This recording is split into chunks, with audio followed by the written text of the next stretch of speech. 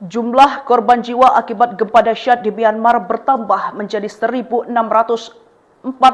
orang, sementara 3.408 lainnya mengalami luka-luka. Karena pendataan masih berlangsung dan banyak orang yang belum diketahui nasibnya, dikhawatirkan jumlah korban terus bertambah. Dikabarkan sebelumnya gempa bumi dahsyat di Myanmar menghancurkan jalan-jalan, merobohkan monumen-monumen keagamaan hingga menghancurkan gedung-gedung bertingkat. Gempa tersebut merupakan gempa bumi ketiga terbesar yang pernah mengguncang kawasan itu dalam seabad terakhir. Gempa susulan berkekuatan 6,7 magnitudo tercatat sekitar 11 menit kemudian, yang merupakan gempa pertama dari beberapa gempa besar yang terjadi setelah gempa pertama.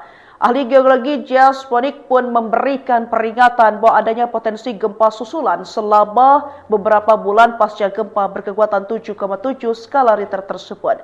Selain itu, dia mengungkapkan kekuatan gempa tersebut sedata dengan ledakan bom atom, yakni kekuatan yang dilepaskan gempa seperti sekitar 334 bom atom.